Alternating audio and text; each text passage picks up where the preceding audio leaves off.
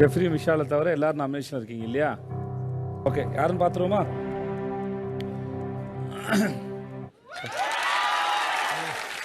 Hi hello எல்லாருக்கும் வணக்கம் and welcome back to our channel. இன்னைக்கு என்ன ஆச்சு அப்படின்னு சொல்லி பார்த்தீங்கன்னா, விஜய் சேதுபதி அவருக்கு முன்னாடியே நான் சொல்கிறேன் இன்னைக்கு என்ன நடக்கும் அப்படின்னு ரயன் வந்துட்டு ஆல்ரெடி மஞ்சுரி கிட்ட பேசிக்கிட்டு இருக்காரு. எதை பற்றி? இந்த கேப்டன்சியை பற்றி. கண்டிப்பாக ஸ்டார்டிங்லேயே வந்துட்டு கேப்டன்சியை பற்றி தான் பேசுவான்னு நினைக்கிறேன். ஸோ கேப்டன்சி எப்படி இருந்துச்சு அப்படின்ற மாதிரி தான் வந்துட்டு கேட்பாரு அப்படின்னு சொல்லிட்டு மஞ்சரியும் ரயானும் வந்துட்டு பேசிக்கிட்டு இருக்காங்க. ரயான் தான் இதை ஸ்டார்ட் பண்ணுது. ஸோ ரயான் சொல்லிட்டு இருக்காரு, ஓகே அந்த டாஸ்க் ஆரம்பிக்கிறதுக்கு முன்னாடி வரைக்கும் அவன் ஓகே தான், பட் ஆனால் டாஸ்க் ஆரம்பித்ததுக்கு அப்புறமா ரொம்ப பார்ஷியாலிட்டியாக இருந்தான், அவன் எடுத்த நடவடிக்கை எல்லாமே ரொம்ப தப்பாக இருந்துச்சு அப்படின்னு சொல்ல. அது மட்டும் இல்லை, அவன் முன்னாடி ஒரு மாதிரியும் பின்னாடி ஒரு மாதிரியும் பேசிக்கிட்டு இருக்கான் அப்படின்ற மாதிரி ரயனை பற்றி விஷாலை பற்றி ரயன் பேசினது. அதே மாதிரி மஞ்சரி, ஆமாம் கண்டிப்பாக அவன் நிறைய வார்த்தைகளையும் சரி நிறைய பர்சன்ஸை வச்சு விளையாடிக்கிட்டு இருக்கான். ஸோ நம்மக்கிட்ட பேசும்போது ஒரு ஸ்டாண்டர்டும் மற்றவங்க கிட்ட பேசும்போதும் வேறு ஒரு ஸ்டாண்டர்டும் எடுக்கிறான், இப்படி மாற்றி தான் விளையாண்டுக்கிட்டு இருக்கான் அப்படின்னு சொல்லிட்டு விஷாலை பற்றி விஜய் சேதுபதி சார் பேசுறதுக்கு முன்னாடி விஷால் கேப்டன்சியை பற்றி ரயன் அண்ட் மஞ்சரி வந்துட்டு டிஸ்கஸ் பண்ணிட்டு இருந்தாங்க. ஆஃப்டர் தட் பார்த்தீங்கன்னா என்னாச்சு அப்படின்னு சொல்லி பார்த்தீங்கன்னா, விஜய் சேதுபதி சார் உள்ளே வந்தார். உள்ளே வந்ததுக்கப்புறமா அவர் கேட்ட ஒரு கேள்வி, இது ரொம்ப புதுசாக தான் இருந்துச்சு. அதாவது இந்த வீட்டில் வந்துட்டு அட்டென்ஷன் சிக்கிங், அதாவது எது நடந்தாலும் அதுக்குள்ளே போயிட்டு அவங்க இன்வால்வே ஆகலைனாலும் அதுக்குள்ளே போயிட்டு தன்னோட கருத்தை சொல்லி நானும் இங்கே இருக்கேன் நான் ஏதாவது சொல்லுவேன் அப்படின்னு சொல்கிறவங்க யார் அப்படின்ற மாதிரி இந்த வீட்டுக்குள்ளே இருக்க எல்லாருமே ஒவ்வொரு பேரை கேட்டுக்கிட்டு இருக்காரு. ஆக்சுவலாக என்னை பொறுத்த வரைக்கும் பார்த்தீங்கன்னா, இந்த அட்டென்ஷன் சீக்கிங் அப்படின்ற வார்த்தை ஒரு நல்ல வார்த்தை தாங்க. இதில் எப்படி நான் ஒரு சின்ன எக்ஸாம்பிளாக சொல்லணும்னா, தான் லவ் பண்ணுற பொண்ணு தன்னை பார்க்க வைக்கணுன்றதுக்காக தன்னுடைய ஃப்ரெண்ட்ஸ்லேருந்து தனியாக தெரியணுன்றதுக்காக அந்த லவ்வர் வந்துட்டு ஒரு சின்ன சின்ன வேலைகள்லாம் செய்வான். அது ஒரு நல்ல க்யூட்டான விஷயமா தான் இருக்கும். அது எல்லா விஷயத்துலையுமே க்யூட்னு சொல்லி பார்த்தீங்கன்னா கிடையாது, but in a good way அது ரொம்ப நல்ல விஷயம் தான். அதே மாதிரி பிக் பாஸ் வீட்டுக்குள்ளே போயிருக்க எல்லாருமே தன்னுடைய முகத்தை மக்கள் பார்த்துக்கிட்டு இருக்கணும், தன்னுடைய பேரை ஞாபகம் வச்சுக்கிட்டு இருக்கணும், அது நல்லதோ கெட்டதோ தன்னுடைய பேரை ஞாபகம் வச்சுக்கிட்டு இருக்கணும். எக்ஸாம்பிள் பார்த்தீங்கன்னா, இப்போ அர்ச்சனா ரவிச்சந்திரனே பல பேர் திட்டிக்கிட்டு இருக்கீங்க. ஸோ அவங்க அட்டென்ஷன் சிக்கிக்காங்க நிறைய பண்ணாங்க. ஃபார் எக்ஸாம்பிள் பார்த்தீங்கன்னா அசீம் இருக்காரு, அவருமே வந்து இவங்க 2 பேருமே title winners. So attention seeking நிறைய பண்ணாங்க இவங்க. அது இன் பேட் வே தான் நினைக்கிறேன் எனக்கு தெரிஞ்சு. ஸோ நிறைய பண்ணாங்க. அதே மாதிரி பிக் பாஸ் வீட்டுக்குள்ளே போனீங்கன்னா அட்டென்ஷன் சீக்கிங் அப்படின்றது ரொம்ப ரொம்ப நல்ல விஷயம். ஸோ நம்ம போயிருக்கோம், நம்மளுடைய முகத்தை மக்கள் பார்த்துக்கிட்டே இருக்கணும், அது நல்லதோ கெட்டதோங்க. இப்போ ஒரு ஹீரோ இருந்தாருன்னா டெஃபினட்டாக பார்த்தீங்கன்னா ஒரு வில்லன் வேணும். வில்லனை வந்துட்டு நல்லா பெரிய ஆளாக காட்டுறதுக்காக ஒரு 10 கொலை பண்ணணும். அதெல்லாம் கிட்டத்தட்ட அட்டென்ஷன் சீக்கிங் மாதிரி தான். ஆமாப்பா வில்லன் பயங்கரமான ஒரு ஆள் அப்படின்னு சொல்லிட்டு மக்கள் மனதில் பதிய வைக்கணும்ல, ஈவன் அதுவுமே ஒரு அட்டென்ஷன் சீக்கிங் தான். ஸோ அந்த மாதிரி வந்துட்டு இந்த வீட்டில் இருக்கவங்க யார் அப்படின்ற மாதிரி அது ஒரு அட்டென்ஷன் சீக்கிங் ஆளியான்னு கேட்குறப்ப அது ஆக்சுவலாக நல்லதாக எல்லாமே எடுத்துக்கலாம். பட் ஏன் எல்லாமே வந்துட்டு கெட்டதாகவே யோசிச்சுட்டு இருக்காங்க அப்படின்றது புரியவே இல்லை. ஏன் வீட்டுக்குள்ளே இருக்க யாருமே வந்துட்டு பாசிட்டிவாக திங்க் பண்ணல? ஜாக்லின், முத்து இவங்க 2 பேரை தவிர்த்து ஏன் இவங்க 2 பேர் நான் சொல்கிறேன் அப்படின்னு சொல்லி பார்த்தீங்கன்னா, இவங்க 2 பேரை தான் நிறைய பேர் சொன்னாங்க. அதுவும் முத்துவை கூட வந்துட்டு ஒரு 3 பேர் தான் சொன்னாங்க, ஜாக்லினை 10 பேர் சொன்னாங்க.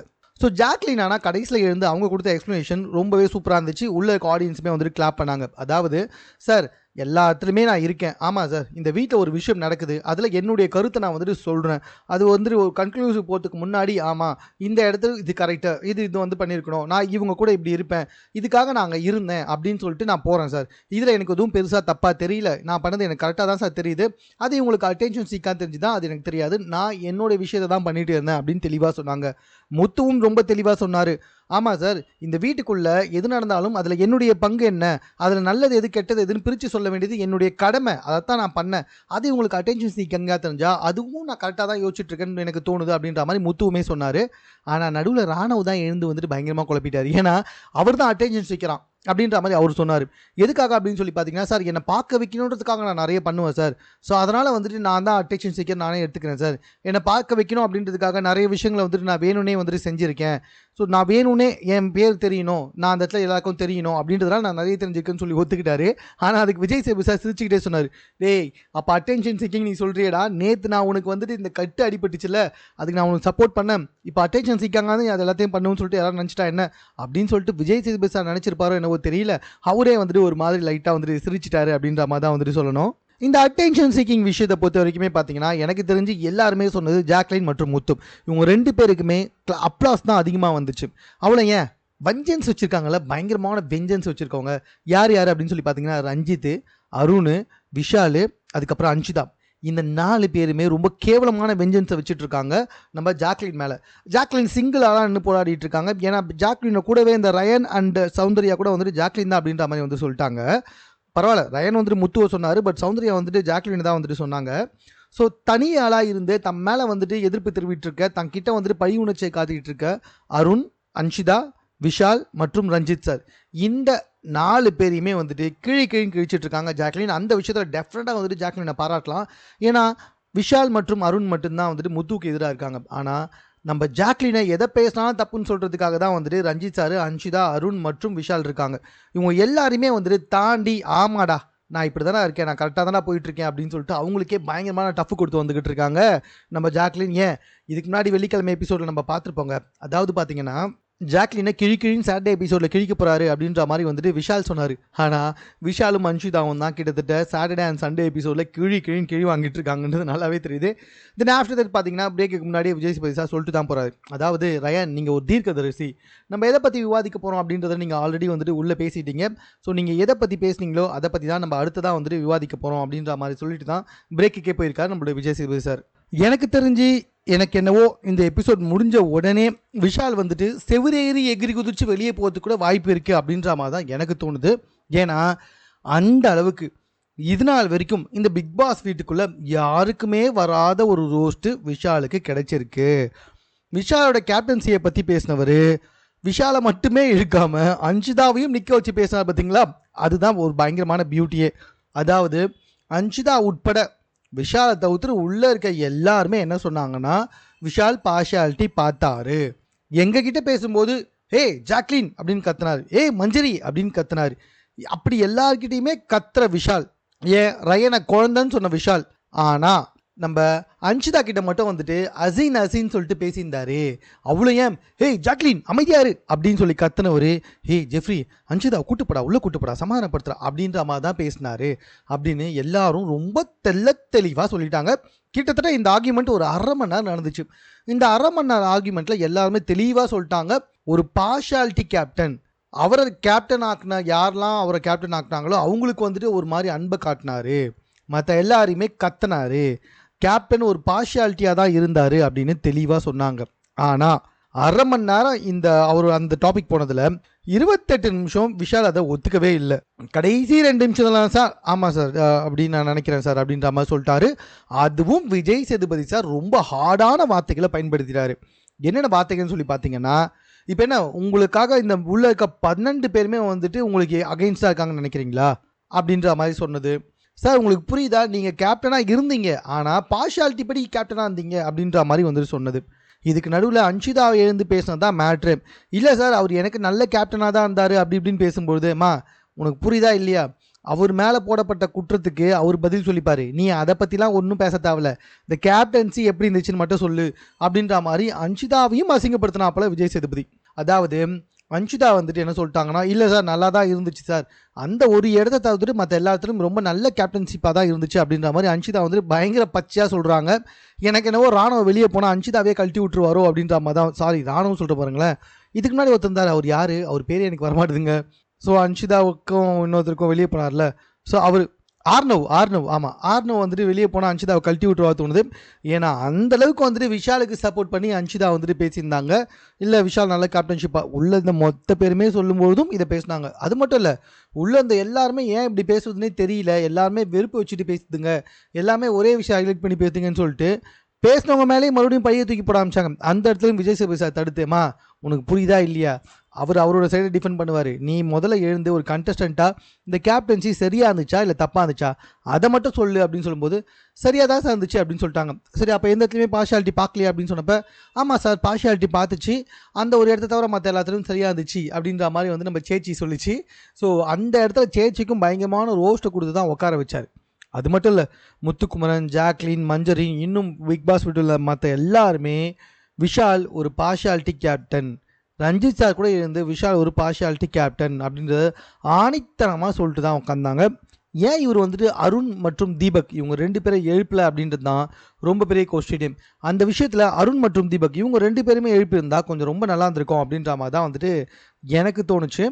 பட் ஓகே ஃபைன், மற்ற எல்லாருமே வந்துட்டு சொல்லிட்டாங்க, அருண் தீபக் மட்டும் சொல்லலை, மற்ற எல்லாருமே வந்துட்டு சொல்லிட்டாங்க. அது மட்டும் இல்லை, அன்ஷிதாவே வந்துட்டு சொல்லிட்டாங்க ஆமாம் ஒரு பார்ஷியாலிட்டி கேப்டன் பார்த்தார் அப்படின்னு சொல்லிட்டு. அவ்வளோ ஒரு ரோஸ்ட் வந்ததுக்கு அப்புறமாவும் விஷால் கொஞ்சம் கூட அதை ரியலைஸ் பண்ணவே இல்லை. ஆடு விட்டதுக்கு அப்புறமா போயிட்டு யார்கிட்ட, அன்ஷிதா மற்றும் அருண் இவங்க 2 பேர்கிட்டையுமே வந்துட்டு என்ன பேசிகிட்டு இருக்காரு அப்படின்னு சொல்லி பார்த்தீங்கன்னா, நான் எல்லாம் கரெக்டாக தானே பண்ணேன், அவங்க கூப்பிட்டப்பெல்லாம் நான் அவைலபிளாக இருந்தேனே, அவங்களுக்கு எல்லாத்தையுமே போய் செஞ்சேனே, எனக்கு எது ஃபேர் கேம்னு தோணுதோ அதை செஞ்சேனே. ஜாக்லின் வந்துட்டு அன்ஷிதா மூஞ்சி மேலே கால் வச்சிருந்தா, அப்போல்லாம் போய் நான் எடுன்னு சொல்லவே இல்லையே. அப்படி பண்ணியிருந்தா ஓகே, அது வந்துட்டு பார்ஷியாலிட்டின்னு சொல்லலாம்.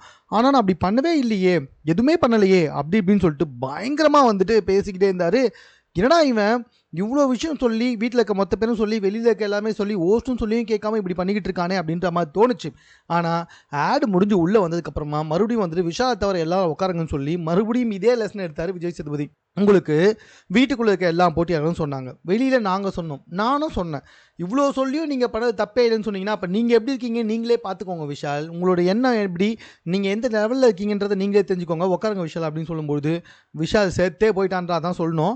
ஆமாம், போன முறை அருணுக்கு சொன்னப்போ நீ அதை ஒரு எக்ஸ்பீரியன்ஸாக எடுத்துக்கோன்னு சொன்ன விஷால், இப்போ எங்கே போனேன், இப்போ மட்டும் இல்லை நான் சரியாக தான் பண்ணேன், தப்பே பண்ணலன்னு சொல்லிட்டு ஆகியம் பண்ணிட்டு உட்காந்துன்னு சொல்லிட்டு விஷாலை போட்டு வறுத்து எடுத்தார். தென் அதுக்கப்புறமா பார்த்தீங்கன்னா உங்களுக்கே நல்லா தெரிஞ்ச விஷயந்தான், நம்ம முத்துவோட விஷயம் வந்துச்சு. முத்து வேணும்னு பண்ணாதா இல்லை வேணும்னு பண்ணலையா அப்படின்றத விஜய் சேதுபதி சார் கேட்கும்போது உண்மையாக என்ன சொல்லுங்கள் வித்து அப்படின்னு கேட்குறப்ப அவர் வந்துட்டு வேணும்னு பண்ணவே இல்லையா, அதாவது விட்டு கொடுக்கவே இல்லையா, ஏதோ மைண்டில் ஓடிஞ்சான், அப்படியே ஸ்டக்காகி நின்ட்டாராம். யோ அவ்வளோ பெரிய பால், நீ ஜஸ்ட்டு சும்மா அசைஞ்சிருந்தாலே உள்ளே போகிறதுக்கு வாய்ப்பே கிடையாது. அப்படி இருக்கும்போது நீ சும்மா அமைதியாக நின்று நேருக்கு நேர் பார்த்து சிரிச்சுக்கிட்டே விட்டு கொடுத்துரு. இப்போ வந்து நான் விட்டே கொடுக்கலன்னு சொன்னால் டெஃபினட்டாக முத்து இதனால் உங்களுக்கு இருக்க மொத்த மரியாதையும் போய்டும் அப்படின்னு தான் சொல்லணும். எல்லாருமே எழுந்து இல்லை முத்து வந்து விட்டு தான் கொடுத்தான் அப்படின்னு சொல்லும்பொழுது அதுவும் தீபக் சார் கிளியர் எக்ஸ்ப்ளனேஷன் கொடுத்தாரு. அதுக்கு முன்னாடி டாஸ்கில் அவ்வளோ 100-200% தெளிவாக இருந்தான், இப்போ வந்து ஸ்டக்காகி நின்ட்டானா அப்படின்னு சொல்லிட்டு. முத்து ரொம்ப பச்சையாக நடித்தான், ரொம்ப பச்சையாக தெரியுது. இந்த இடத்துலையும் வந்துட்டு ஒரு ஹோஸ்ட் கேட்கும் போது பச்சையாக நடித்தான்றது பச்சையாக தெரியுது. ஸோ இதுலேருந்து பார்த்தீங்கன்னா அவன் நேர்மையானவன் கிடையாது, தன் மேலே இருக்க தப்பை ஒத்துக்கிறவனும் கிடையாது அப்படின்றது ரொம்ப தெளிவாக தெரியுது. அத்தனை முறை எடுத்து சொல்லியும் கொஞ்சம் கூட கேட்கவே இல்லை முத்து, பொய்யிலே தான் நின்றுந்தான். ஸோ மற்ற எல்லாருமே வந்துட்டு இல்லை முத்து பொய் சொல்கிறான் அப்படின்ற மாதிரி தான் அவன் சொன்னாங்க. மஞ்சரி மட்டும் சொம்படிக்கிறதுக்கு தூக்கி இல்லை முத்து பொய் சொல்லலை அப்படின்ற மாதிரி சொன்னாங்க.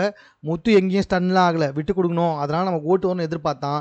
இது அப்படியே ரிவர்ஸ் பேக் ஆச்சோன்னா ஐயோ நான் விட்டே கொடுக்கல அப்படின்ற மாதிரி வந்துட்டு பேசிட்டான். அவ்வளோதான், முத்து ரொம்ப பச்சையாக நாடகமாக நடந்தது, பச்சையாகவே தெரிஞ்சுது. தென் ஆஃப்டர் தட் பார்த்தீங்கன்னா நம்மளுடைய ரஞ்சித் அவர்கள், ஸோ ரஞ்சித் அவர்கள் வந்துட்டு எலிமினேஷன் ஆனாங்க. விஷால் மற்றும் ஜெஃப்ரி இவங்க 2 பேர் தவிர்த்து மற்ற எல்லாருமே வந்துட்டு இருந்தாங்க நாமினேஷனில். ஸோ ரஞ்சித் அவர்கள் எலிமினேட் செய்யப்பட்டாங்க. அந்த கார்டை வந்துட்டு நம்ம விஜய் சேதுபதி காமிச்சு ரஞ்சித் எலிமினேஷன் காமிச்சார். எனக்கு தெரிஞ்சு ரஞ்சித்லாம் கிட்டத்தட்ட வந்துட்டு 4வது 5வது வாரமே போயிருக்கணும். கிட்டத்தட்ட 11வது வாரம் வரைக்கும் கூட்டு வந்ததுலாம் ரொம்ப பெரிய விஷயம் அப்படின்ற மாதிரி தான் எனக்கு தோணுச்சு. ஸோ ரஞ்சித்துக்குலாம் அந்தளவுக்கு ஒர்த்தே கிடையாது. ஸோ ரஞ்சித் அவர்களை வெளியேற்றினாங்க. கிட்டத்தட்ட அருண் ஒரு சில பேர் தவிர மற்ற யாருமே ஒன்றும் பெருசாலாம் ஃபீல் பண்ணல, ஏன்னா ரஞ்சித் வெளியே போக வேண்டியவர் தான். ஸோ அவருக்கும் ரொம்ப நார்மலாகவே வந்துட்டு சிரிச்சுக்கிட்டு தான் வெளியே போனார், ஏன்னா அவரே எதிர்பார்த்துருக்க மாட்டார் 77வது நாள் வரைக்கும் நாம் இருப்போம் அப்படின்னு சொல்லிட்டு.